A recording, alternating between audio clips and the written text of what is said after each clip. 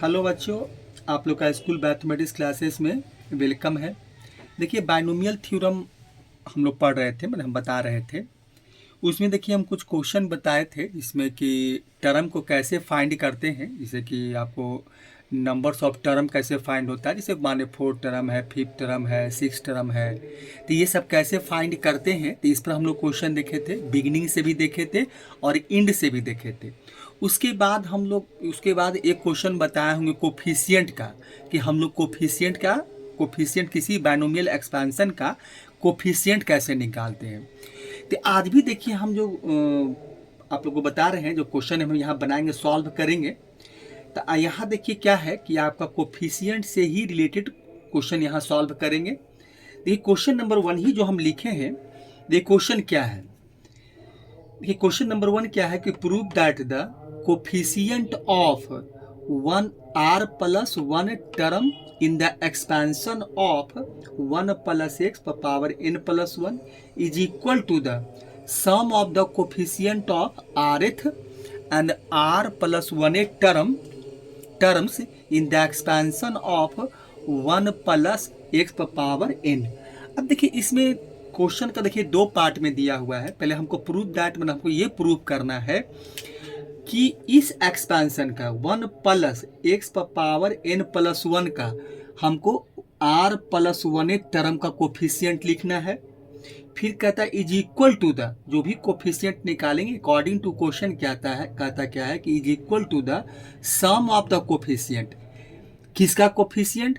तो 1 plus x power n का coefficient लिखना है, r टर्म का कोफिशिएंट, r प्लस 1 टर्म का कोफिशिएंट निकाल कर सम कर देंगे और जो पहला निकालेंगे उसको बराबर में रख देंगे। यही क्वेश्चन कहता है और यही हमको प्रूव करके दिखाना है कि दोनों जो कोफिशिएंट होगा आपस में बराबर होंगे। यही हमको प्रूव करके दिखाना है। देखिए यहाँ पर एक चीज़ हम लोग ये देख लेते हैं कि जो हम लोग पढ़े थे, एक देखिए यहाँ पर सॉल्यूशन देखिए अब इसका निकाल रहे हैं, बना रहे हैं। तो जो हम लोग जनरल टर्म पढ़े थे उसी पर क्वेश्चन को सॉल्व करेंगे। तो हम लोग जनरल टर्म क्या पढ़े थे कि अगर a प्लस एक्स है और इस पर पावर n है, ठीक है, तो इसका हम लोग जो जनरल टर्म था वो क्या पढ़े थे कि r t मैंने टी आर प्लस 1 टर्म, मतलब r plus 1 term equal to क्या था, NCR था।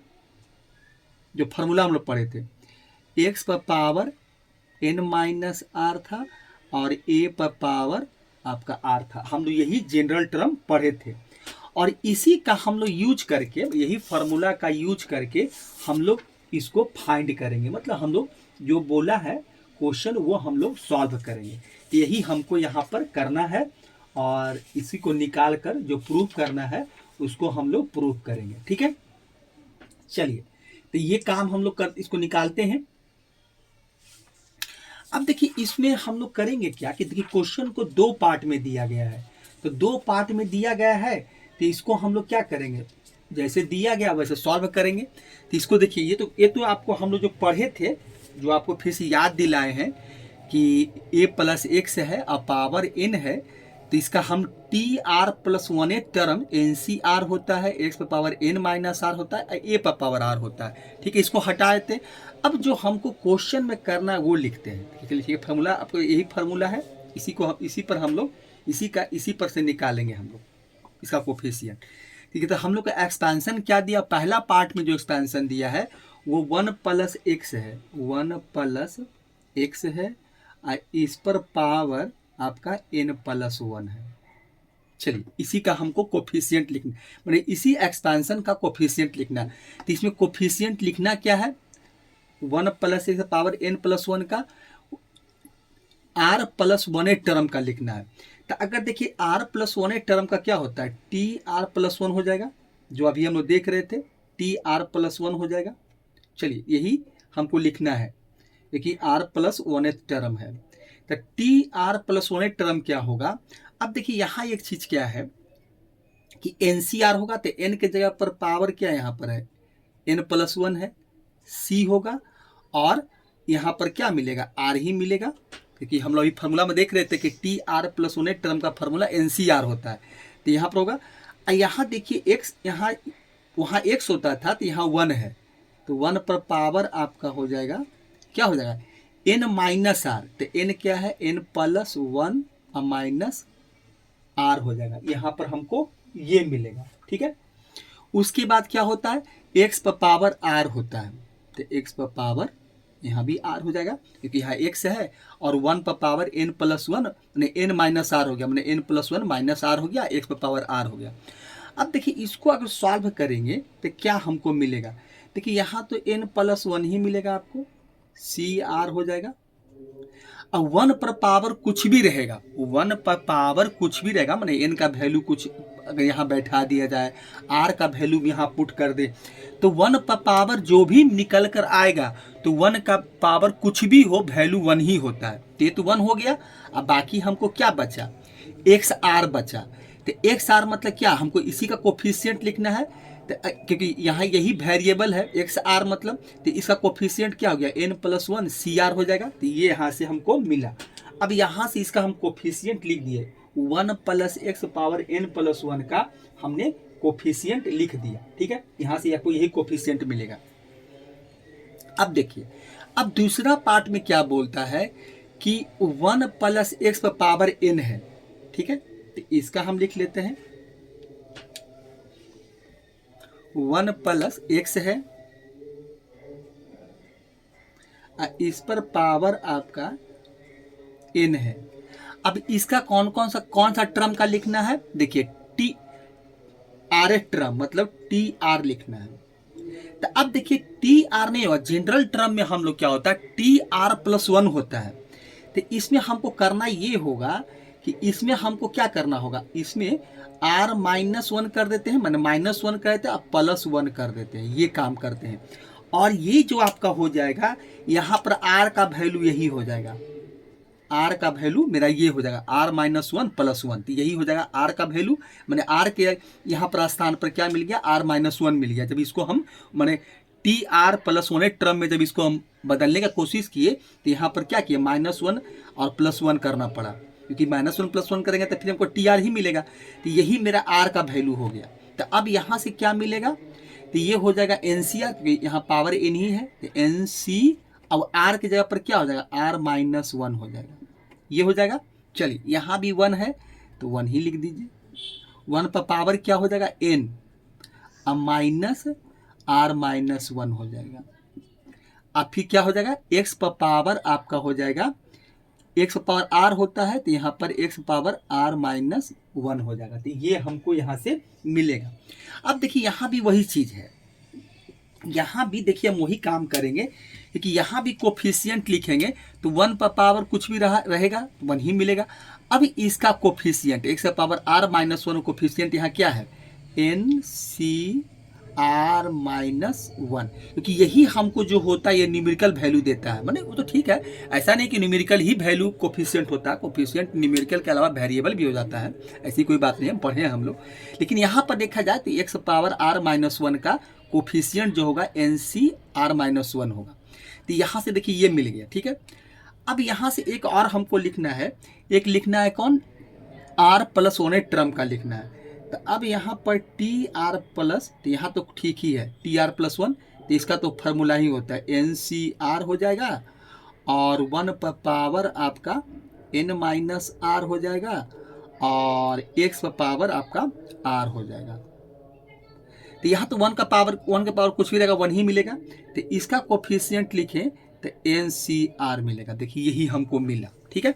अब देखिए, अब इसके बाद क्वेश्चन क्या कहता है कि पहला पार्ट का जो हम निकाले हैं, तो क्या बोला, prove that the coefficient of r plus 1 term in the expansion of 1 plus x n पर पावर माने power n plus 1 is equal to the, तो किसका इक्वल, तो कहता है कि ये जो पहला निकाले थे n plus 1 according to question क्या हो जाएगा, देखिए हम थोड़ा सा लिख देते हैं कि अकॉर्डिंग टू क्वेश्चन आपका ये कहता है, अकॉर्डिंग टू क्वेश्चन हो जाएगा आपका कि यहाँ से जो हम एक्सपेंशन कोफिशिएंट निकाले थे इस एक्सपेंशन का पहला पार्ट में, तो ये है आपका n प्लस 1 सी आर, तो ये हो जाएगा आपका n प्लस 1 सी आर हो जाएगा। ठीक है, चलिए। और इक्वल टू क्या बोलता है कि sum of the coefficient of R A term and R plus one A term in the expansion of इसका। तो अब इसका दोनों का सम कर देते हैं। तो क्या sum, N C R minus one plus N C R हो जाएगा। यही कोफिशिएंट का अकॉर्डिंग टू क्वेश्चन हमको यही करने के लिए कहता है। अब देखिए इसमें करना ये है कि दोनों को हमको क्या करना, प्रूव दैट करना है। मैंने प्रूव दैट यही दिखाना है कि आपका L H S equal to R H S दिखाना है कि भाई L H S equal to R H S, क्योंकि वहाँ बोला है कि sum of the coefficient of R A term and R plus one A term in the expansion क्या है, वो आगे में लिखा है कि प्रूव दैट करना है कि भाई कि coefficient of R plus one A term in the expansion इसका दिया हुआ है, फिर equal to the sum of the coefficient R eighth one R A term in the expansion इसका, मतलब हमको ये प्रूव करके दिखा देना है कि L H S equal to R H S है। तो इसमें हम ऐसा करते हैं कि आर एच एस लेके चलते हैं, ये एल एच एस हो गया, ये आपका आर एच एस हो गया। तो इसमें हम लोग करते हैं कि आर एच एस लेकर सॉल्व करते हैं, अब फिर देखते हैं कि L H S equal to आता है कि नहीं। ठीक है, चलिए। तो इसका आर एच एस का वैल्यू क्या है, देखिए आर एच एस में क्या है, देखिए आर एच एस में आपका हो जाएगा, R H S equal to हो जाएगा क्या, N C R minus one है, N C R minus one अब प्लस है एन सी आर। अब देखिए इसी को हमको सॉल्व करना है, इसी को सॉल्व करके आर एल एच एस के बराबर हमको दिखाना है। ठीक है, तो अब देखिए यहाँ पर अब हम लोग जो फैक्टोरियल जो एनसीआर का फार्मूला पढ़े थे, अब उसी का हम लोग यहाँ पर यूज करेंगे और उसी का यूज करके इसको सॉल्व करेंगे। चलिए, तो ये हो जाएगा फैक्टोरियल एन हो जाएगा और नीचे हो जाएगा फैक्टोरियल एन माइनस आर होता है, तो आर यहाँ पर आर माइनस वन है आपका, तो ये हो जाएगा। और फिर क्या होगा, factorial R multiply factorial R मतलब आर माइनस वन हो जाएगा, यहाँ से ये मिलेगा। चलिए, प्लस एनसीआर का क्या होता है, फैक्टोरियल एन, अब फैक्टोरियल हो जाएगा आपका एन माइनस आर हो जाएगा, अब फैक्टोरियल आर मिलेगा। तो चलिए ये हो गया। अब देखिए इसको थोड़ा सा, अब इसको और सॉल्व करते हैं, अब तो सॉल्व करना है। तो ऊपर में क्या है मेरा, फैक्टोरियल एन है और नीचे क्या हो जाएगा, फैक्टोरियल ये हो जाएगा एन माइनस आर अब प्लस वन मिलेगा। ठीक है, अब फैक्टोरियल हो जाएगा आर माइनस वन, फिर प्लस यहाँ से आपको मिलेगा फैक्टोरियल एन और फैक्टोरियल क्या हो जाएगा एन माइनस आर अब फैक्टोरियल आर हो जाएगा। ठीक है, चलिए अब इसको हम लोग सॉल्व करते हैं। देखिए सॉल्व कैसे करेंगे, तो इसमें देखिए एक काम हम ये कर लेते हैं कि यहाँ देखिए क्या है, फैक्टोरियल आपका एन माइनस आर है, देखिए। ठीक है, अब देखिए इसको हम लोग अगर सॉल्व करें तो इसको हम इसमें किसको किसको हम लोग खोलेंगे, तो इसको देखिए ये फैक्टोरियल एन ऊपर रहने दीजिए, इसको कुछ नहीं करना है, इसको सॉल्व कीजिए। तो इसको हम लिख सकते हैं क्या कि एन माइनस आर अब प्लस वन अब फैक्टोरियल आपका हो जाएगा एन माइनस आर हो जाएगा, क्योंकि इसमें एक घट जाएगा, मतलब क्योंकि आप ऐसा किए होंगे, ऐसा फैक्टोरियल का हम लोग काम करते हैं। देखिए अगर इसको देखिए हम रफ आपको समझाने की कोशिश करते हैं। देखिए अगर एन माइनस आर है, देखिए फैक्टोरियल एन का वैल्यू कैसे हम लोग लिखते हैं, देखिए फैक्टोरियल एन का होता है क्या, इफ एन होता है, आप जहाँ चाहते हो वहाँ फैक्टोरियल यूज कर सकते हैं। अगर एक ही टर्म खोलना है तो ये हो जाएगा एन माइनस वन फैक्टोरियल। अगर और इसको हम देखिए लिखते हैं कि अगर एन है एन माइनस वन है तो आगे वाला क्या हो जाएगा फैक्टोरियल एन माइनस टू हो जाएगा, मतलब एक एक घटते जाता है, देखते हैं घटते के। अब यहाँ से क्या हो गया, हम एन लिखे, एन में वन घटा दिए तो एन माइनस वन मिला, फिर आगे क्या मिला हमको एन माइनस टू मिला, अगर इसको हटाएंगे तो N minus two factorial N minus three हो जाएगा। तो उसी प्रकार से अगर हम इसको लिखना चाहें कि फैक्टोरियल एन माइनस आर है अब प्लस वन है, तो क्या हो जाएगा, तो शुरू में तो यही वैल्यू जो आपका वही लिखा जाएगा कि N minus R plus one, लेकिन इसमें आगे क्या मिलेगा, तो आगे हमको मिलेगा फैक्टोरियल के साथ ही लिखना चाहते हैं तो इसमें एक घटेगा, इसमें क्या होगा कि माइनस वन हो जाएगा, तो N minus R plus one अब माइनस वन करेंगे तो ये minus one plus one cancel out हो जाएगा और n माइनस आपको r बच जाएगा। तो यही काम देखिए हम यहाँ पर किए हैं। देखिए यहाँ पर हम यही काम करके आपको हम दिखाए हैं। ठीक है, ये तो रफ वर्क था। ठीक है, चलिए तो इस तरह से फैक्टोरियल का हम लोग काम करते हैं। ठीक है, चलिए इसको हटाते हैं यहाँ से।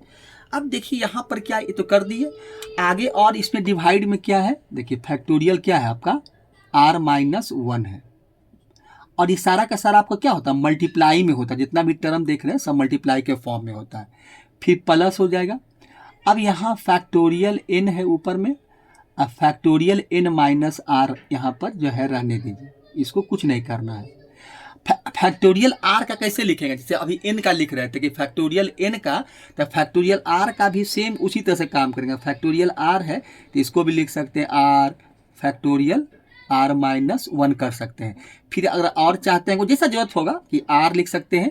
देखिए यहाँ पर हम लोग क्या लिखेंगे, ये r हो जाएगा, और चाहे तो r-1 हो जाएगा।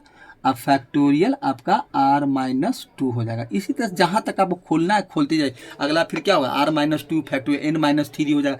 इसी तरह से कंटिन्यू वो चलते रहता है। तो यहाँ से देखिए, तो वही काम हम यहाँ करेंगे कि यहाँ हम करना चाहते हैं क्या, इसको थोड़ा सॉल्व करके हम इसके बराबर लाना चाह रहे हैं। अब देखिए यहाँ क्या हो जाएगा कि r को हम देखिए इतना लिख सकते हैं कि r हो जाएगा यहाँ पर आपका, देखिए यहाँ पर क्या हो जाएगा, तो ये r हो जाएगा और फैक्टोरियल r-1 लिख देते हैं। यहाँ पर हम ये काम कर लेते हैं। ठीक है, चलिए अब देखिए इसके बाद क्या करेंगे। अब देखिए हम यहाँ पर क्या करते हैं, जो कॉमन निकल रहा है उसको कॉमन निकाल लेते हैं। अभी इसीलिए किए थे।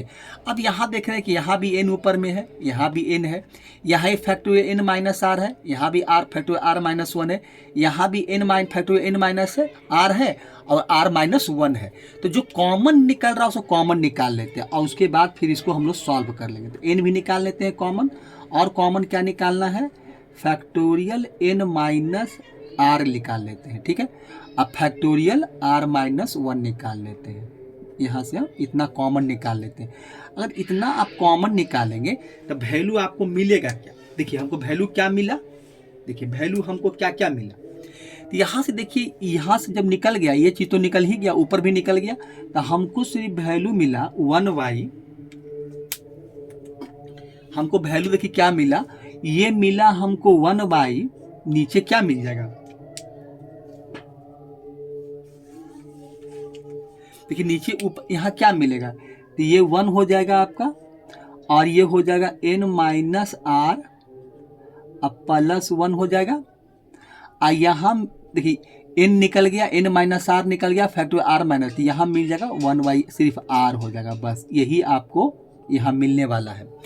अब इसको हम लोग सॉल्व कर लेते हैं। तो ये हो जाएगा फैक्टोरियल n हो जाएगा, फैक्टोरियल आपका n-r हो जाएगा, अब फैक्टोरियल r-1 हो जाएगा, ये मिलेगा। ठीक है, अब चलिए इसका एलसीएम ले लेते हैं। तो एलसीएम लेंगे तो यहाँ n-r होगा +1 होगा, डिफरेंट टर्म है, कुछ नहीं कर सकते हैं, जो है वही मल्टीप्लाई में आ जाएगा। अब देखिए इससे ये कट जाएगा, r बचेगा, 1 से मल्टीप्लाई करेंगे तो आपको r ही मिलेगा। फिर प्लस है, प्लस लिख दीजिए। अब इसमें r से डिवाइड करेंगे तो r कट जाएगा, अब बचेगा क्या मेरा, n-r +1 बचेगा। तो यहाँ आपका ये मिलेगा। ठीक है, चलिए अब यहाँ देख रहे हैं कुछ कट रहा है, क्या कट रहा है, तो यहाँ से ये और ये वैल्यू कैंसिल, के +r-r कैंसिल आउट हो जाएगा। वैल्यू देखिए क्या मिला हमको यहाँ से, देखिए वैल्यू हमको यहाँ से मिल गया कि फैक्टोरियल n, ठीक है, फैक्टोरियल n-r, अब फैक्टोरियल r-1, अब मल्टीप्लाई, यहाँ से क्या मिल गया, n+1, ये मिल गया। अब यहाँ से देखिए नीचे क्या बच गया, n-r +1 और डॉट r मिल गया। देखिए ये मिला। अब देखिए इसमें हम ये काम ये करना चाहते हैं कि सभी को थोड़ा सा एडजस्ट करना चाहते हैं। देखिए क्या एडजस्ट करने का मतलब ये है कि अगर जो इसको देखिए हम यहीं पर लिखना चाहते हैं कि यहीं पर लिख देते हैं। देखिए थोड़ा सा इसको अरेंज कर लेते हैं। अरेंज क्या करेंगे इसको हम लोग, देखिए अब ऊपर में क्या है कि n+1 फैक्टोरियल n है, ठीक है। तो यहाँ पर क्या करते हैं कि फैक्टोरियल n+1, अब फैक्टोरियल एन हो जाएगा, ठीक है, ऊपर ये आ गया। नीचे देखिए इसको एक साथ अरेंज कर देते हैं, R minus N minus R plus one, अब फैक्टोरियल एन माइनस आर कर देते हैं, ठीक है। और क्या करते हैं, एक काम यहाँ का, अब बाकी बच गया क्या, आर बच गया, एन माइनस आर है ये, और ये हमको बच गया आर मल्टीप्लाई आर हो गया, फैक्टोरियल आर माइनस वन हो गया, ये चीज हमको देखिए बच गया। तो अब इसको हम लोग यहाँ पर लिख देते हैं, ठीक है। उसके बाद देखिए क्या होगा, अब देखिए इसको आप देखेंगे तो n plus one, factorial n का मतलब है कि आप इसको लिख सकते हैं फैक्टोरियल n प्लस वन, यहाँ से ऊपर से हमको यही मिलेगा, क्योंकि आप इसको खोल कर देखिए, अगर फैक्टोरियल n प्लस वन है तो अगर इसको खोलेंगे तो क्या मिलेगा, n plus one, n plus one में एक घट जाएगा तो फैक्टोरियल n ही बचेगा, तो यहाँ से ये मिला। चलिए अब यहाँ देखिए क्या है, इक्वल टू है, ये देखिए इक्वल टू में आपको चल रहा है यहाँ पर, देखिए तो ये हो गया। अब देखिए इसके बाद क्या है कि अगर जो देखिए यहाँ देखिए n minus R plus one, n minus R है, तो इसको आप क्या लिख सकते हैं, ये हो जाएगा आपका, देखिए यहाँ पर जो आपको मिलेगा, ये देखिए क्या मिल जाएगा यहाँ पर, तो यहाँ आप लिख सकते हैं कि फैक्टोरियल हो जाएगा आपका, ये हो जाएगा n माइनस आर आर अब प्लस वन हो जाएगा, यहाँ से ये मिलेगा, और नीचे आर, अब फैक्टोरियल आर माइनस वन, तो ये हो जाएगा आपका फैक्टोरियल आर हो जाएगा, देखिए यही चीज हमको यहाँ से मिलेगा। अब देखिए ये जो वैल्यू हम आर एच एस का निकाल के लाए हैं, देखिए वैल्यू किसका निकाल के लाए, ये वैल्यू था आपका आर एच एस का, यही इसी को हम सॉल्व कर रहे थे, ठीक है, आर एच एस का वैल्यू हम लोग सॉल्व कर रहे थे। अब देखिए एल एच एस में क्या दिया हुआ है, देखिए एल एच एस का देखिए अब वैल्यू आप देखिए, अगर एल एच एस का वैल्यू हम यहाँ पर देखिए निकालते हैं, क्योंकि आर एच एस का तो निकाल लिए, अब देखिए यहाँ पर एल एच एस लिखते हैं, L H S equal to, खाली फार्मूला यहाँ बैठाना है, देखिए क्या है, N plus one N C R है, तो एन प्लस वन, तो ये हो जाएगा फैक्टोरियल एन प्लस वन लिख सकते हैं हम लोग। अब फैक्टोरियल के नीचे क्या हो जाएगा, फैक्टोरियल एन माइनस आर, तो एन माइनस आर का मतलब क्या हो जाएगा कि एन प्लस वन अब माइनस आर हो जाएगा, देखिए ये हो जाएगा माइनस आर, अब फैक्टोरियल आपको क्या मिलेगा, आर मिलेगा, देखिए यहाँ पर आर है, ये यहाँ पर लिख देते हैं ठीक से, देखिए यहाँ पर आपका आर है, ये आर है, तो ये हो गया n plus one minus R fact. अब दोनों को कंपेयर कीजिए, देखिए factorial n plus one, factorial n plus one divide by factorial n plus one minus R, यहाँ भी देखिए n plus one minus R, यहाँ भी चाहे तो इसको थोड़ा सा, इसको अगर आपको दिक्कत है तो इसको भी देखिए थोड़ा सा अरेंज करके हम लिख देते हैं, अगर इसको चाहे तो इस फॉर्म में भी लिख सकते हैं, क्या कि फैक्टोरियल हो जाएगा n प्लस वन, ठीक है, और नीचे क्या हो जाएगा n प्लस वन एक साथ कर दीजिए, ऐसा लिख सकते हैं, इसमें आगे पीछे हम लोग कर सकते हैं, रीअरेंज कर सकते हैं, n प्लस वन हो जाएगा और ये माइनस आर हो जाएगा, ये हो गया। अब फैक्टोरियल, ये आर है आपका, अब फैक्टोरियल आर हो गया, देखिए ये चीज हो जाएगा, तो यहाँ भी वही चीज हमको मिला।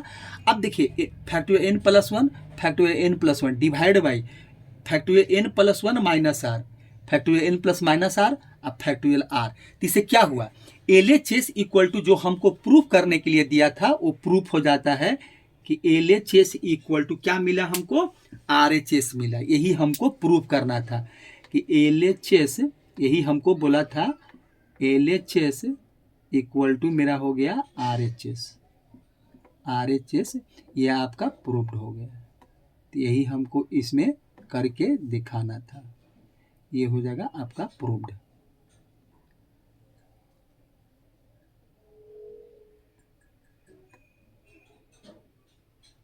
यही आपको प्रूफ करके हमको दिखाना था, प्रूफ्ड, तो इसी तरह से हम इसको प्रूफ कर देंगे, देखिए ये आपका प्रूफ्ड हो जाता है।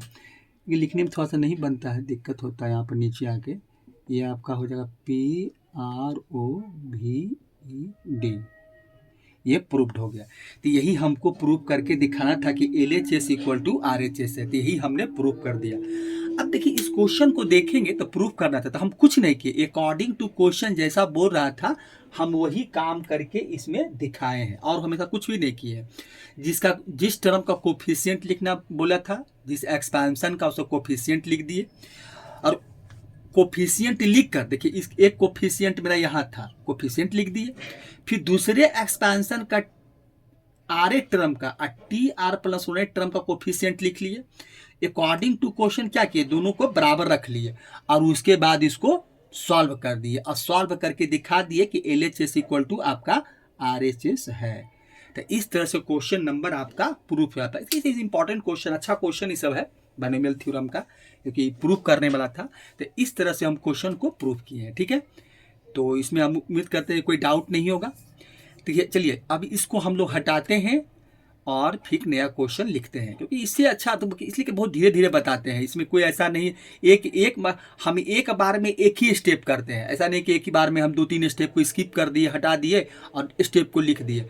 इसलिए हम हर एक काम को करते हैं तो टाइम तो लगता है, लेकिन इसलिए कि आपको हर एक स्टेप के बाद लगेगा कि अच्छा इसके बाद ये होगा, इसके बाद ये होगा, इसके बाद ये होगा, ठीक है। तो इसको हटाते हैं, एक नया क्वेश्चन फिर से लिखते हैं।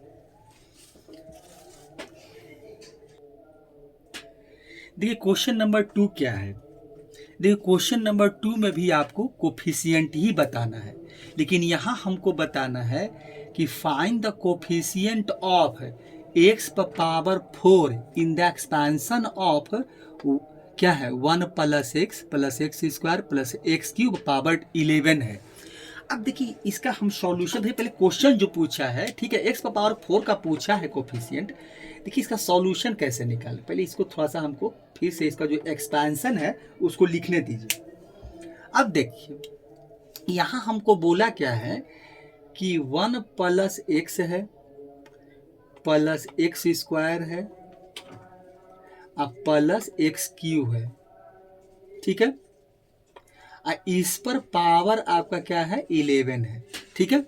हमको x पर पावर 4 का कोफिशिएंट लिखना है। तो सबसे पहले तो इसमें ये सोचेंगे कि हम जो थ्योरम पढ़े हैं वो बाइनोमियल थ्योरम क्या होता था, x + a पर पावर n का पढ़े हैं हम लोग। ये आपको याद रखना पड़ेगा कि इसमें 2 ही टर्म होते थे, a first term second term. अब पावर n है तो ठीक है, तो पावर 11 है तो ठीक है, n के जगह पर 11 है। तो अगर इस टाइप का क्वेश्चन पूछता है, हमारे इस टाइप का कोई पॉलिनोमियल देता है या अलजेब्राइक एक्सप्रेशन देता है, तो कैसे इसको हम सॉल्व करेंगे और कैसे हम निकालेंगे। देखिए सबसे पहले ये देखना पड़ेगा कि ये जो हमको एक्सप्रेशन दिया है, अलजेब्राइक एक्सप्रेशन रहे या कोई और भी एक्सप्रेशन, तो इसको हम सॉल्व कर सकते हैं कि नहीं, सबसे पहले आपको ये देखना पड़ेगा। क्योंकि ऐसा नहीं है कि 2 टर्म है एक और ये भी नहीं है कि हम इसमें 2 टर्म बना दे और इसे एक्सपैंड कर दे काम हो जाएगा, नहीं, ये काम नहीं होगा। देखना पड़ेगा कि इसको सॉल्व कर सकते हैं कि नहीं, मतलब सॉल्व करने का मतलब फैक्टराइज कर सकते हैं कि नहीं, और क्या करेंगे। सॉल्व करने का मतलब नहीं है कि थोड़ा छोटा करेंगे, इसको हमने फैक्टर के फॉर्म में कन्वर्ट कर लेंगे और जो पावर है दोनों पर कंबाइन पावर दे देंगे। तो ये सब कुछ ध्यान में रखना पड़ेगा। तो यहाँ पर देखिए अगर इसका हम निकालें तो फैक्टर निकाल सकते हैं, क्योंकि यहाँ देख रहे हैं कि फैक्टराइज हो सकता है, क्योंकि 1 यहाँ से ले लें कॉमन तो 1 + x मिलेगा। 2 टर्म का अगर पेयर बना ले, 2 टर्म का पेयर का मतलब ये हो गया कि 1 + x से हम 1 कॉमन निकाल लिए। अब फिर क्या करें कि प्लस लिख दें और यहाँ से एक्स स्क्वायर कॉमन निकाल लें, तो हमको क्या मिलेगा, यहाँ से हमको मिल जाएगा एक्स स्क्वायर निकाल लेंगे तो यहाँ भी 1 हो जाएगा और यहाँ से एक्स स्क्वायर निकालेंगे तो x मिलेगा, ये हो गया। और पूरे पर पावर कितना दिया है, पूरे पर पावर हमको 11 दिया है, ये चीज़ है, ठीक है। चलिए अब इसको फैक्टराइज करेंगे तो क्या मिलेगा हमको, तो ये मिल जाएगा 1 + x और 1 + x का स्क्वायर हो जाएगा, ये मिलेगा आपको यहाँ से, तो यही मिलने वाला आपको है। चलिए पूरे पर पावर कितना है 11 है। इसको और क्या कर सकते हैं, तो अब इसको हम एक काम कर सकते हैं कि 1 + x है, इस पर पावर 11 है, तो दोनों पर पावर हम डिस्ट्रीब्यूट कर देते हैं और 1 + x स्क्वायर पर भी पावर आपका क्या हो जाएगा 11 हो जाएगा। तो ये हमको देखिए, अब यहाँ पर हम क्या किए कि यहाँ पर एक ही था, उसको हम 2 पार्ट में डिवाइड कर दिए, मतलब 2 पार्ट में अलग अलग कर, डिवाइड नहीं किए, 2 पार्ट में अलग अलग कर दिए और दोनों पर पावर 11 डिस्ट्रीब्यूट कर दिए, दोनों को दे दिए, ठीक है। क्योंकि ऐसा रहेगा तो दोनों पर कैसे होता है कि एक्स बाई है और उसका पावर अगर क्यू है तो एक्स क्यू ही होता है बाई क्यू, जैसे कैसे हम लोग करते हैं। देखिए ऐसा ही सब चीज़ देखिए बताना जरूरी नहीं है, आप लोग 11th के स्टूडेंट हैं। इसे कैसे होता है कि अगर एक्स बाई है और इस पर पावर अगर क्यू है तो यहाँ पर क्या लिखेंगे, एक्स क्यू लिखेंगे और बाई क्यू लिखेंगे, दोनों पर पावर सेम पावर डिस्ट्रीब्यूट हो जाएगा। तो यहाँ भी हम वही काम किए हैं, पावर इसको डिस्ट्रीब्यूट कर दिए। अब देखिए यहाँ पर कोफिशिएंट निकालना है तो हम जनरल टर्म का हेल्प नहीं लेंगे। जनरल क्योंकि कोफिशिएंट हम निकालते हैं तो जनरल टर्म से निकालते हैं, लेकिन हम यहाँ पर क्या करेंगे, कोफिशिएंट निकालेंगे तो हम लोग जनरल टर्म से नहीं, हम लोग क्या करेंगे, इसका कोफिशिएंट निकालने का हम लोग इसको एक्सपेंशन कर देंगे, मतलब इसको एक्सपैंड कर देंगे। और भी ज़्यादा नहीं करेंगे, हमको एक्स पावर 4 का ही कोफिशिएंट लिखना है। ये तो यहाँ पर पूरा होल पावर कितना 11 है, ये तो आपको एक्स 11 तक चलेगा। आइए तो आगे जाके जानते क्या हो जाएगा, एक्स पावर 22 मिलेगा, क्योंकि एक्स स्क्वायर पर पावर लास्ट में हम 11 करेंगे तो कितना हो जाएगा, क्योंकि मैक्सिमम क्या होता है, हम किसी भी चीज़ का एक्सपेंशन करते हैं तो सबसे पहले 1 पर पावर 11 होगा, फिर घटते जाएगा और एक्स का पावर बढ़ते जाएगा। तो इसका करेंगे तो एक्स का पावर 11 ही मिलेगा। लेकिन यहाँ क्या होगा, 1 पर पावर मैक्सिमम चलेगा शुरुआत में पहला टर्म में, और उसके बाद जो होगा एक्स पर पावर स्क्वायर का पावर 11 मतलब 22 हो जाएगा। तो हमको वहाँ तक नहीं करना, जहाँ तक हमको ज़रूरत है उससे ज़्यादा एक आध टर्म लेकर चलेंगे, एक्सपेंशन करेंगे, फिर उसको छोड़ देंगे और उसके बाद फिर इसको कैलकुलेट करेंगे। तो ठीक है, अब इसका एक्सपेंशन करते हैं। मतलब एक्सपेंशन मतलब x प्लस ए पर जो बाइनोमियल थ्योरम लिखा गया है, s प्लस ए पावर n का NC0 पर वो वाला एक्सपेंशन करते हैं। देखिए अब यहाँ से एक्सपेंशन कीजिए इसका, तो सबसे पहले किसका करते हैं, 1 प्लस x का करते हैं। तो ये कितना हो जाएगा, तो n बराबर तो आपका 11 है, तो ये हो जाएगा 11C0 हो जाएगा। पहला तो यही रहेगा आपका 11C0 हो जाएगा। चलिए 11C0 हो जाएगा और 1 पर पावर 11, तो 1 पर पावर कुछ भी रहे, अब जानते ही है कि 1 ही मिलता है। और यहाँ x पर पावर पहला टर्म में 0 होता है, मतलब 11C0 ही मिलेगा। चलिए उसके बाद 11C1 हो जाएगा, तो 11C तो 1 पर पावर 10 हो जाएगा, x पर पावर 1 हो जाएगा, तो x यहाँ लिखेंगे। फिर आगे बढ़ेंगे, फिर लिखेंगे 11C2, x पावर 9 हो जाएगा, ना पावर घटते जाएगा, 11, 1 पर पावर 10, 1 पर पावर 9, और फिर हो जाएगा आपका, तो 1 पर पावर 9 तो 1 ही मिलेगा, और यहाँ हो जाएगा एक्स स्क्वायर हो जाएगा प्लस 11C3 हो जाएगा। 1 पर पावर आपका 8 हो जाएगा, क्योंकि पावर घट रहा है, 11, 10, 9, 8, तो 1 पर पावर 9 भी करेंगे तो 1 ही मिलेगा, तो लिखने का कोई ज़रूरत नहीं है। ऐसे ऐसे इसका एक्सपेंशन ही पीछे दिया हुआ है, आप बुक में देखेंगे तो एक्सपेंशन दिया हुआ, लेकिन चलिए यहाँ बताते जा रहे हैं।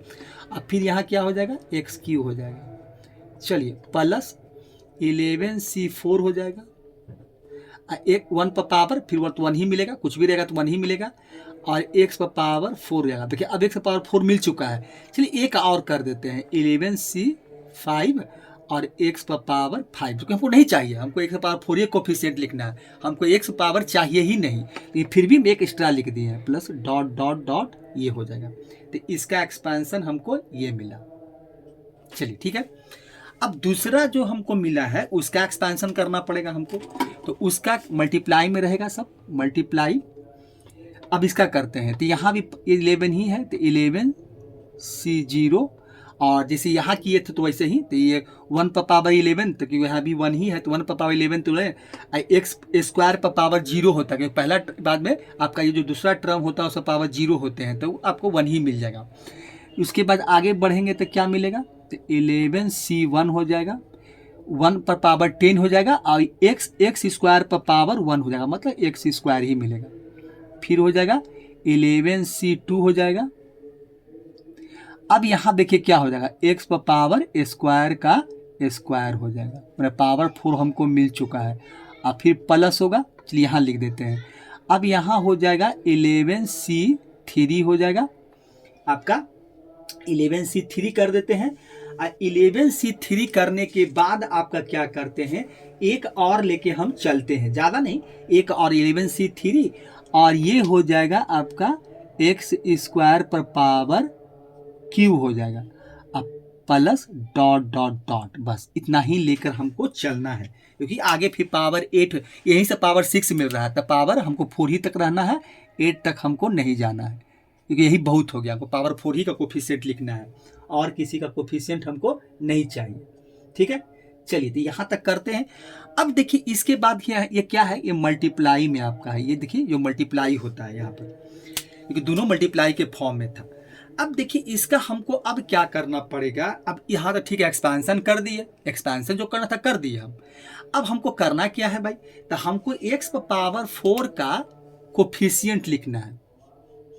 तो कोफिशिएंट तो आप लिखना जानते हैं, किसी भी चीज़ कोफिशिएंट क्या होता है, इसे मान लेते हैं कोफिशिएंट। देखिए हम क्लास 5-6 में पढ़े थे, किसे मान ले 5 है, x पावर स्क्वायर है, तो हमसे x स्क्वायर का कोफिशिएंट क्या है 5 है। या इसी तरह से मान लेते हैं कि यहाँ पर मान लीजिए कि आपका 15 है, x पावर 4 है, तो इसका मतलब क्या है, x पावर 4 का कोफिशिएंट 15 हो गया। तो यही आपका कोफिशिएंट, मतलब यही कोफिशिएंट हमको चाहिए। तो इसका मतलब x पावर 4 है, तो हमको x पावर 4 का ही कोफिशिएंट चाहिए। न x पावर 1 का कोफिशिएंट चाहिए, न 2 का चाहिए, न 3 का चाहिए, 4 का चाहिए, न 5 चाहिए, न 6 चाहिए, न 7 चाहिए, किसी का हमको नहीं चाहिए। क्योंकि जिसका हम कोफिशिएंट निकालने के लिए कहा गया, हम उसी का कोफिशिएंट लिखेंगे बस, और कोई कुछ यहाँ नहीं करना है। अब देखिए, अब यहाँ से जब इसको सॉल्व करेंगे तो क्या मिलेगा, देखिए तो अब यहाँ मल्टीप्लाई के फॉर्म में है, तो वह मल्टीप्लाई करने पर क्या होगा, क्योंकि इधर भी कुछ टर्म x वाला है, उधर भी टर्म x वाला है, तो जब मल्टीप्लाई करेंगे तो x का पावर क्या होगा, इंक्रीज करेगा। तो सबसे पहले क्या करते हैं कि 11C0 को उठाते हैं, 11C0 को उठाकर ये जो सेकंड वाला है उससे मल्टीप्लाई करते हैं, क्योंकि यहाँ पे x था नहीं, तो 11C0 को 11C0 से करेंगे तो यहाँ x मिलेगा ही नहीं। यहाँ a स्क्वायर है, ये भी नहीं चाहिए। अब देखिए हमको ये चाहिए, ये टर्म चाहिए। अब यहाँ पर क्या मिलेगा, जैसे ही 11C0 से मल्टीप्लाई करेंगे तो हमको ये टर्म रखना पड़ेगा, इसको लिखना पड़ेगा, क्योंकि यहाँ x पावर 4 आपको मिल रहा है। तो मल्टीप्लाई में मिल रहा है 11C0। देखिए यहाँ पर थोड़ा गौर कीजिएगा, ध्यान दीजिएगा, 11C0 से जब मल्टीप्लाई किए हैं तो 11C0, और यहाँ क्या है मल्टीप्लाई 11C2 और x पावर 4 हो जाएगा। तो x पावर 4 लिखते चलते हैं, फिर उसका कोफिशिएंट हम लिख देंगे। चलिए प्लस, तो पहला तो आपको ये मिल गया, ठीक है, पहले एक तो हमको मिल गया। अब देखिए इसके बाद क्या होगा। अब देखिए इसके बाद जो है कि अब इसके बाद देखिए हम फिर आगे मल्टीप्लाई करेंगे। यहाँ किए तो हमको 4 मिल गया, यहाँ करेंगे तो पावर 6 हो जाएगा, तो हमको नहीं चाहिए, हमको पावर 6 का कोफिशिएंट नहीं, उसके पावर 4 ही कोफिशिएंट चाहिए। चलिए तो अब इस टर्म का काम हो गया। अब इस टर्म को उठाएंगे यहाँ पर, फिर इस टर्म से यहाँ पर 11C0 से मल्टीप्लाई करेंगे तो यहाँ 11C1 x है, तो हमको x ही मिलेगा। यहाँ करेंगे तो x³ हो जाएगा, और यहाँ करेंगे तो x5 हो जाएगा, और यहाँ करेंगे तो 6 और 1, क्योंकि पहले यहाँ 1 है, 1 तो पहले से यहाँ पर है, तो पावर यहाँ आएगा तो यहाँ 1 ही मिलेगा। यहाँ 1 और 2 3 हो जाएगा, यहाँ 4 1 5 हो जाएगा, और यहाँ 7 हो जाएगा। तो मतलब इससे हमको कोई भी टर्म इस टर्म से कोई भी x पावर 4 का वैल्यू को मैंने x पावर 4 वाला हमको टर्म नहीं मिला, तो इसको छोड़ देंगे। चलिए अब इसको उठाएंगे, इसको उठाएंगे, अब मल्टीप्लाई करेंगे फिर इससे, तो 11C0 से मल्टीप्लाई करेंगे किसको, 11C2 को, तो हमको x स्क्वायर ही मिलेगा। यहाँ पर जैसे ही आएंगे 11C1 तो x स्क्वायर और x स्क्वायर, देखिए x पावर 4 हो गया, तो क्या मिलेगा हमको 11C2 और x स्क्वायर, अब मल्टीप्लाई क्या मिलेगा 11C1 मिलेगा। देखिए 11C1 और x पावर आपका क्या हो जाएगा 4 हो जाएगा। देखिए तो यहाँ से मिल गया। चलिए अब इस टर्म को फिर आगे मल्टीप्लाई करेंगे तो यहाँ देखिए a स्क्वायर है, यहाँ पावर 4 है, 6 हो जाएगा। यहाँ a स्क्वायर है, यहाँ 6 ऑलरेडी है, तो पावर 8 हो जाएगा। हमको ये सब हाइयर पावर 4 से ज़्यादा, हमको ना 4 से कम चाहिए ना 4 से ज़्यादा चाहिए। चलिए इसका काम हो गया। अब आगे बढ़ते हैं, प्लस फिर प्लस करेंगे क्योंकि सब प्लस ही में। अब मान लीजिए इसको उठाते हैं। चलिए 11C3 पर क्या है x³ है, यहाँ करेंगे x³ मिलेगा, यहाँ करेंगे x पावर 5 मिलेगा, यहाँ करेंगे तो x³ है 7 हो जाएगा, और यहाँ आके 6 और 3 9 हो जाएगा। माने इससे हमको 11C3 से कोई भी टर्म हमको नहीं मिला। चलिए अब इसका भी काम खत्म हो गया। अब यहाँ आते हैं 11C4 में आते हैं, तो यहाँ देखिए पावर x पावर 4 है, पहला ही टर्म से करेंगे मल्टीप्लाई करेंगे तो हमको मिल जाएगा, मतलब ये C4 हो जाएगा और मल्टीप्लाई 11C आपका 0 हो जाएगा x⁴, क्योंकि आगे करेंगे तो फिर क्या 6 हो जाएगा, यहाँ करेंगे तो 4 4 8 हो जाएगा और यहाँ करेंगे तो 10 हो जाएगा, तो नहीं चाहिए हमको अब उसका नहीं। अब लास्ट बचा हुआ 11C5 एक और लिख दिए थे। अब 11C5 को पहला ही टर्म से करेंगे तो क्योंकि ऑलरेडी यहाँ 5 है तो 5 तो ऐसे ही मिलेगा, तो 5 हमको नहीं चाहिए। यहाँ करेंगे तो 7 मिल जाएगा, यहाँ करेंगे तो 9 मिल जाएगा क्योंकि 5 पहले से है, पावर ऐड हो जाएगा, बेस इक्वल है। यहाँ करेंगे तो 6 और 5 11 हो जाएगा। तो हमको इसका मतलब आगे अब कोई भी टर्म लिखते भी तो हमको नहीं मिलता, तो लास्ट यही है बस। इसके आगे कोई भी टर्म अगर एक्सपेंशन करते भी तो कोई फायदा नहीं था, और इधर से तो कोई है ही नहीं है क्योंकि इसका तो हम देखिए अब यहाँ तो जो था हम लिख चुके हैं, इसका ये टर्म हमको मिल ही चुका है। तो अब इसके आगे कोई भी मल्टीप्लाई में रहे तो कोई भी संभव नहीं है, क्योंकि मल्टीप्लाई के फॉर्म में दोनों को मल्टीप्लाई करके ही लिखना पड़ेगा, अकेले आप इसको नहीं लिख सकते हैं क्योंकि दोनों जो एक्सपेंशन है वो दोनों प्रोडक्ट के फॉर्म में है। तो यही वैल्यू हमको यहाँ से मिला है। अब देखिए यहाँ से क्या करते हैं, तो अब सबका कोफिशिएंट लिखना है। तो x⁴ यहाँ भी 4 है तो इसका कोफिशिएंट क्या है 11C0 मल्टीप्लाई 11C2 है आपका, प्लस फिर इसका एक पावर 4 मिला है, यहाँ मिला है 11C2 और मल्टीप्लाई 11C1, फिर प्लस आइए, फिर कोफिशिएंट x⁴ का लिखना है। तो यहाँ हो जाएगा 11C4 और मल्टीप्लाई 11C0, यही कोफिशिएंट हमको मिला है। अब यहाँ पर क्या करना है, सब का वैल्यू निकाल कर हमको लिख देना है बस। अब इसको सॉल्व करना है एनसीआर को, जिसको एनसीआर का फार्मूला पर बैठा कर सॉल्व कर देंगे और सॉल्व करके सबका वैल्यू यहाँ पर पुट कर देंगे बस, और भी कुछ नहीं करना हमको। देखिए अब यहाँ पर क्या होगा, अगर 11C0 का वैल्यू निकालेंगे तो क्या मिलेगा, देखिए 11C0 का वैल्यू निकालें तो फैक्टोरियल 11 हो जाएगा। इसका वैल्यू याद रखना चाहिए लेकिन ये निकाल के दिखा ही रहे आपको। अभी क्या होता है n-r, तो मतलब 11 - 0 और ये हो जाएगा फैक्टोरियल 0। फैक्टोरियल 0 का वैल्यू 1 होता है, हम लोग जानते हैं। तो यहाँ तो आपको मिल जाएगा 11 और 11 में से 0 घटेगा तो फैक्टोरियल 11, अब फैक्टोरियल 0 का वैल्यू 1। तो देखिए ये कट गया, 1 मिला। तो मतलब ये हो गया कि अगर 11C0 का वैल्यू हमको 1 मिला, मल्टीप्लाई 11C2 का वैल्यू देखिए, तो 11C2 का वैल्यू निकालिए तो ये हो जाएगा फैक्टोरियल 11, फैक्टोरियल 11 - 2, तो 11 - 2 हो जाएगा। अब फैक्टोरियल आपका 2 हो जाएगा, तो ये हो जाएगा फैक्टोरियल 11। अब फैक्टोरियल यहाँ पर 9 हो जाएगा और मल्टीप्लाई फैक्टोरियल 2 को 2 × 1 कर दीजिए। अब इसको कहाँ तक खोलेंगे, तो ये 11 हो जाएगा, 10 हो जाएगा, अब मल्टीप्लाई फैक्टोरियल 9 कर देंगे क्योंकि नीचे 9 था, क्योंकि हमको यहाँ खोलेंगे तो फिर 9 8 7 3 ये सबको मतलब नहीं, फिर कट के वही वैल्यू मिले, कट जाएगा सारा, वही चीज़ हमको मिलेगा। तो उससे अच्छा है कि यही काम हमको करते हैं कि फिर आगे खोलने की ज़रूरत नहीं है। अब ऐसा नहीं कि 9 कर देंगे, 8 कर देंगे, 7 कर देंगे, 6 कर देंगे, 5। अब फिर यहाँ भी तो वही मिलेगा कि आपको 9 मिलेगा, 8 मिलेगा, 6 8 7 मिलेगा, 6 मिलेगा, 5 मिलेगा, 4 मिलेगा, 3 मिलेगा, 2 मिलेगा, अब फिर सारा तो सब कट ही जाएगा। तो उससे अच्छा है कि ये खोला नहीं जाता है, बस इसको और इसको काट दीजिए। फिर यहाँ से 5 दूनी 10 हो जाएगा, बस हाँ 5 दूनी 10 माने 11 × 5 = 55 मिलेगा। तो ये मल्टीप्लाई आपका 55 हो गया। फिर प्लस है, यहाँ देखिए 11C2 है, इसका तो 55 ही होगा। और 11C1 का वैल्यू देखिए 11 ही मिलेगा, 11C1 का निकालेंगे तो फैक्टोरियल 11। अब फिर क्या करेंगे, 11 में से 2 घटाए थे, यहाँ 11 में से 1 घटाएंगे तो फैक्टोरियल 10 और 1 का वैल्यू 1 ही होता है। तो इसको 10 11 मल्टीप्लाई फैक्टोरियल 10 कर दीजिए और नीचे हो जाएगा फैक्टोरियल 10 और मल्टीप्लाई 1। तो ये और ये कट जाएगा, 11 बचेगा। तो यहाँ आपको 11 मिलेगा, प्लस बाकी रहा 11C4 का वैल्यू निकाल लेते हैं। देखिए 11C4 का वैल्यू निकालिए क्या मिलता है, तो 11C4 कर दीजिए, 4 है, तो ये हो जाएगा फैक्टोरियल 11।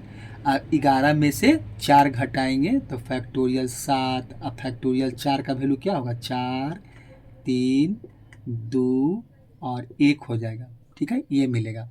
अब ऊपर खोलिएगा तो कहाँ तक खोलिएगा इसको, तो ऐसा करते हैं कि 11, 10, 9, 8 और फैक्टोरियल 7, ये 7 है आपका, और नीचे भी है मेरा फैक्टोरियल 7, ये 7 है, ये आपका हो जाएगा फैक्टोरियल 7 और मल्टीप्लाई 4, मल्टीप्लाई 3, मल्टीप्लाई 2, मल्टीप्लाई 1। अब देखिए 7 7 तो चला जाएगा, फैक्टोरियल 7 और 7 तो कट गया। चलिए तो इसको काट देते हैं, तो ये तो कट जाएगा।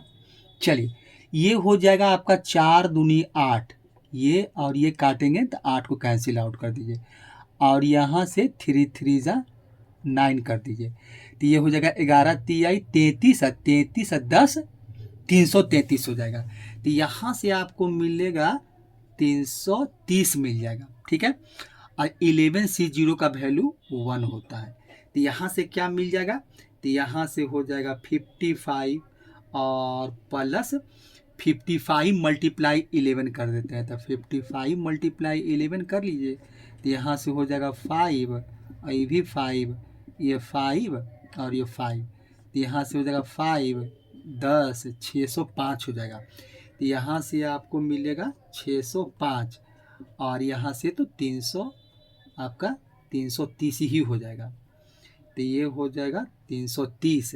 अब इसको ऐड कर देते हैं, तो ये कर दीजिए 330 अब 55, तो ये कितना हो जाएगा 10 8 1 9 6 3 9, मतलब इसका आंसर जो हमको मिला कोफिशिएंट क्या मिला 990 मिला, यही इसका आंसर हो जाएगा 900 आपका 90, यही इसका आंसर। हमसे पूछा था find the coefficient of x power 4 in the expansion of इसी का।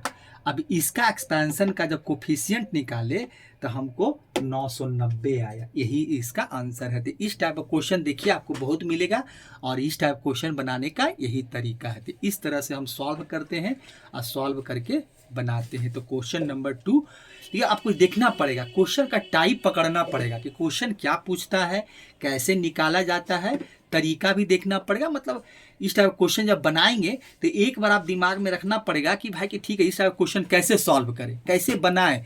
तो ये सब आपको जो बनाने का तरीका है वो आपको ध्यान में रखना पड़ेगा, और उसके बाद क्वेश्चन सॉल्व कीजिए, कहीं कोई दिक्कत नहीं है। बस खाली अच्छे तरीक़ा से पढ़िए, जो भी पढ़िए उसका कंसेप्ट क्लियर हो, निकालने का जो वे है वो सही होना चाहिए। तो इसके सबसे पहले कंसेप्ट क्लियर होना चाहिए कि भाई क्वेश्चन बनाएंगे तो कैसे बनाएं।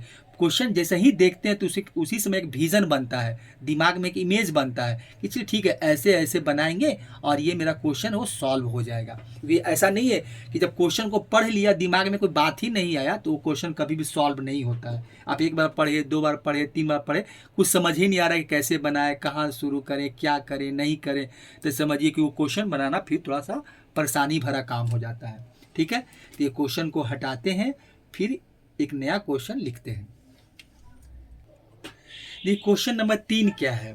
क्वेश्चन नंबर 3 आपका है कि if the coefficient of 2r + 4th term and r - 2th term in the expansion of 1 + x का पावर 18 है आर इक्वल फाइंड r है, मतलब r का हमको वैल्यू निकालना है। अब देखिए यहाँ पर जो हमको दिया है वो क्या बोला है कि हमको किसका कोफिशिएंट चाहिए, तो 2r + 4th टर्म का कोफिशिएंट चाहिए और r - 2th टर्म का कोफिशिएंट चाहिए। और वो दोनों कोफिशिएंट आपस में इक्वल है। वो कहता क्या है कि दोनों जो कोफिशिएंट आपको दिए हैं वो दोनों आपस में इक्वल हैं, तब हमको आप r का वैल्यू निकाल कर दिखाइए अकॉर्डिंग टू क्वेश्चन। ठीक है, तो इस क्वेश्चन को देखिए सॉल्व करते हैं। ठीक है, सॉल्यूशन। अब इसको बनाएंगे वही जनरल टर्म से बनाएंगे, इसको हम बनाएंगे जनरल टर्म से बनाएंगे। इसमें हम लोग एक्सपेंशन इसका नहीं करेंगे, जनरल टर्म का हम यूज करेंगे।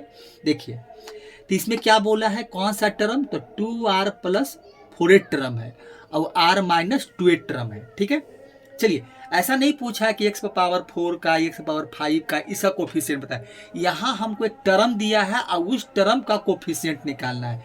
तो टर्म का कोफिशिएंट निकालना है तो इस टाइप क्वेश्चन के लिए आपको जनरल टर्म का जो फार्मूला है उसका यूज करना पड़ेगा। तो अब देखिए यहाँ पर क्या है, तो हमसे देखिए एक किसका एक्सपेंशन है, तो किस एक्सपेंशन का पूछा है, तो 1 + x पर पावर 18 का जो एक्सपेंशन है इसी का पूछा गया है, इसी का हमसे पूछा है। ठीक है, चलिए क्या है, 1 + x है, पावर 18 है, यानी 18 आपका पावर है। अब देखिए यहाँ पर हमसे जो पहला टर्म दिया गया है वो बोला है, टर्म आपका क्या है, 2r + 4a टर्म है। अब इसको जनरल टर्म पर लिखने के लिए, क्योंकि जनरल टर्म क्या होता है, r+1 होता है, तो यहाँ पर देखिए करना ये होगा कि इसको उस रूप में उसमें कन्वर्ट करना पड़ेगा। तो देखिए, तो इसमें हम ऐसा लिख सकते हैं कि इसमें तो कुछ करने की जरूरत नहीं है, इसको हम 3 कर देते हैं, 4 को तोड़ देते हैं, अब +1 कर देते हैं। अब यही 2r+1 जो है मेरा r का वैल्यू है, अब +1 हो गया। तो अब देखिए, तो r का वैल्यू मिल ही गया, n मेरे पास है ये है, तो NCR होता है, तो 18CR, तो r का वैल्यू क्या है, 2r + 3 है। अब 1 पर पावर क्या हो जाएगा आपका, n - r होता है, तो n 18 है, अब -2r + 3, ये जरूरी नहीं 1 पर पावर कुछ भी रहेगा तो 1 ही मिलेगा, लेकिन ये लिख देते हैं कि भाई NCR का जो फार्मूला है TR+1 टर्म का हम लिख रहे हैं कि NCR x power n - r, और a पर पावर r होता है, तो यहाँ a क्या है, x है, तो x पर पावर कितना हो जाएगा, r होता है, तो 2r + 3 हो जाएगा। देखिए यही होगा। अब देखिए यहाँ पर अब क्या करेंगे हम लोग कि 1 पर पावर तो कुछ भी रहेगा तो 1 ही मिलेगा, इवन पावर कुछ भी रहा होगा तो 1 पर पावर हाइयर से हाइयर रहे, लोअर से लोअर रहे, वैल्यू 1 ही मिलता है, कुछ भी रहे 1 ही मिलेगा। अब इसका कोफिशिएंट x पावर 2r + 1 का कोफिशिएंट, तो ये हमको यही बचेगा, क्योंकि 1 पर पावर तो खत्म, ये तो पूरा खत्म हो जाएगा। तो अगर देखा जाए तो हमको क्या मिलेगा, 18C 2r + 3, और यहाँ से आपको जो भी वैल्यू मिलेगा मल्टीप्लाई 1 हो जाएगा, और मल्टीप्लाई यहाँ पर क्या मिलेगा, x पर पावर आपका 2r + 3 मिलेगा, यही मिलेगा। अब यहाँ पर इसका कोफिशिएंट लिखना है, मतलब अगर इसका कोफिशिएंट देखा जाए, इस टर्म का हमको यही मिला वेरिएबल के फॉर्म में, अब इसका कोफिशिएंट यही होगा, क्या होगा, तो 18C 2r + 3 यही है, यही हमको मिला है। ठीक है, किसका हम निकाले हैं, 2r + 4 का, 4a टर्म का। चलिए अब उसके बाद किसका कहता है, r - 2a टर्म का, इसका भी निकाल लेते हैं, r - 2। अब इसको भी हमको r + 1 के फॉर्म में लिखना पड़ेगा, तो इसको कैसे लिखेंगे, तो TR - 2 कर देते हैं, -1 + 1 कर देते हैं, ये काम कर लेते हैं। तो यहाँ से क्या हो जाएगा, तो ये हो जाएगा हमको TR - 3 हो जाएगा, तो ये मेरा R बन जाएगा, अब +1 हो जाएगा, तो ये हो जाएगा R + 1 मिल गया। अब NCR होता है, तो ये हो जाएगा 18C R - 3 हो जाएगा, और 1 पर पावर फिर यहाँ भी देखिए उसी एक्सपेंशन का है, तो ये हो जाएगा 1 पर पावर, ये हो जाएगा 18, ये हो जाएगा कितना, 18 हो जाएगा आपका, और माइनस हो जाएगा R - 3 हो जाएगा, और x पर पावर आपका हो जाएगा R - 3, ये हो जाएगा, एक की जगह पर ये x ही था। अब यहाँ से निकालेंगे तो फिर वही 1 का पावर कुछ भी रहेगा 1 ही होगा, इसका कोफिशिएंट ये मिलेगा, जिसे इसमें किए थे, तो यहाँ हमको मिल जाएगा 18C R - 3 हो जाएगा, यही होगा। देखिए R - 3 किसका, TR - 2a टर्म का, यही होगा। ठीक है, अब देखिए क्या करना है, अब अकॉर्डिंग टू क्वेश्चन क्या कहता है,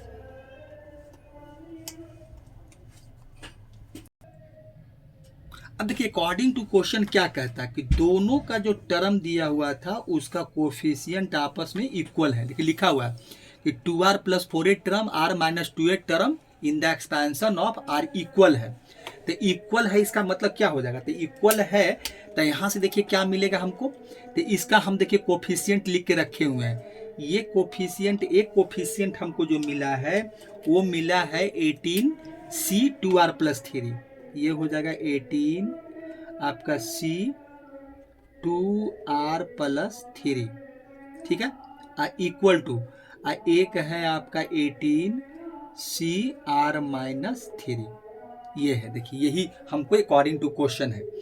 अब देखिए इसको सॉल्व करने के लिए हम एक फार्मूला पढ़े थे, किस कहाँ कॉम्बिनेशन में, उस फार्मूला का देखिए हम आपको याद दिलाते हैं। देखिए वो फार्मूला क्या था मेरा, क्योंकि वहाँ पर देखिए यही काम करेंगे। अब ऐसा नहीं कि इसको फैक्टोरियल के द्वारा सॉल्व करेंगे तो थोड़ा कॉम्प्लिकेटेड है।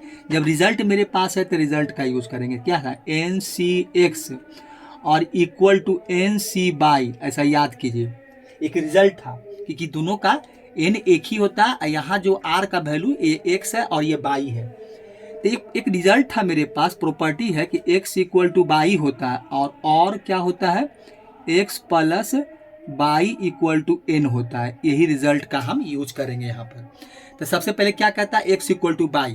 तो यही देखिए यहाँ पर मेरा क्या है, क्योंकि n तो n दोनों 18 है ही, यही मेरा x है और यही मेरा यहाँ पर ये y है, यही x और y है। तो क्या बोलता है, x equal to y, x equal to y रखिए और सॉल्व देखिए r का वैल्यू निकाल के। तो ये हो जाएगा आपका, देखिए यहाँ पर क्या मिलेगा 2r, ये हो जाएगा 2r प्लस 3 इक्वल टू क्या हो जाएगा r माइनस 3। अब देखिए r को एक तरफ कर लेते हैं, तो ये हो जाएगा r माइनस r और ये हो जाएगा माइनस 3 माइनस 3। अब r इक्वल टू हमको मिल गया -6 मिल गया। देखिए अब r का वैल्यू जो -6 होता है वो क्या होता है, r का वैल्यू माइनस नहीं होना चाहिए। अब हम लोग पढ़े थे कि r और n जो हो वो माइनस नहीं होता है। तो माइनस नहीं होता है तो इसका मतलब कि r का वैल्यू यहाँ पॉसिबल नहीं है। r का वैल्यू यहाँ पर क्या है, आपको पॉसिबल नहीं होगा। तो r का जो वैल्यू है तो लिखेंगे इज नॉट पॉसिबल, इसलिए कि r इक्वल टू -6 संभव नहीं है, कि माइनस यहाँ पर नेगेटिव वैल्यू हमको नहीं चाहिए। इज नॉट पॉसिबल हो जाएगा। यहाँ पर लिख देंगे कि r equal to -6 is not possible. चलिए तो फिर क्या होगा भाई, जब ये संभव नहीं तो अब क्या करेंगे, तो अब हम क्या करेंगे, जो दूसरा रिजल्ट जो दूसरा है वो यूज करेंगे। तो x plus y equal to n है, तो x का वैल्यू क्या है, तो यहाँ से आइए तो लिखिए कि 2r प्लस 3 और प्लस हो जाएगा r minus 3 equal to n का वैल्यू। तो n आपके पास कितना है, 18 है। देखिए अब यहाँ पर क्या होगा, ये कट जाएगा, -3 प्लस 3 कैंसिल आउट हो जाएगा। तो कितना बचा, 3r इक्वल टू 18 बचा, 2r प्लस r, तो ये हो जाएगा आपका 3r हो जाएगा।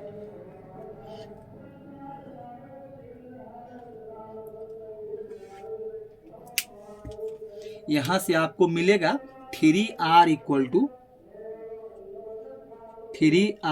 टू यहाँ हो जाएगा 18 और r इक्वल टू कितना होगा 18/3। अब इसको काट देंगे तो छोटिया 18 हो जाएगा। चलिए तो ये हो गया 6, तो r का वैल्यू आपका हो गया कितना 6। देखिए यही इसका r का वैल्यू, हमसे पूछा था कि फाइंड r, तो यही इसका आंसर होगा। देखिए आंसर इसका 6 ही आएगा। तो इसमें हम लोग प्रॉपर्टीज का यूज करके क्वेश्चन को सॉल्व करेंगे। तो ये संभव नहीं था, इसका मतलब r is not equal to -6 था, या फिर इज नॉट पॉसिबल लिखिए, या भी लिख सकते हैं कि r is not equal to -6, ये भी लिख सकते हैं, क्योंकि यहाँ पर ये भी लिखा जा सकता है। हम ऐसे भी लिख सकते हैं कि r का वैल्यू ये माइनस क्या था, इज नॉट इक्वल टू -6, ये -6 नहीं होना चाहिए, या ये लिखिए चाहिए, ये भी ठीक है, पॉसिबल इज नॉट पॉसिबल। तो r का वैल्यू क्या इसका आएगा, 6 आएगा। तो यही इसका आंसर हो गया। तो इस तरह से हम लोग 3 क्वेश्चन बनाए हैं, तीनों डिफरेंट क्वेश्चन था। तो ठीक है, चलिए आज के लिए इतना ही। अब हम लोग फिर अगले वीडियो में फिर से मिलते हैं एक नए क्वेश्चन के साथ। आप लोग इसको बनाइए और देखिए, और जितना ज़्यादा से ज़्यादा हो सके प्रैक्टिस कीजिए। चलिए थैंक्स, अगले वीडियो में फिर से मिलते हैं।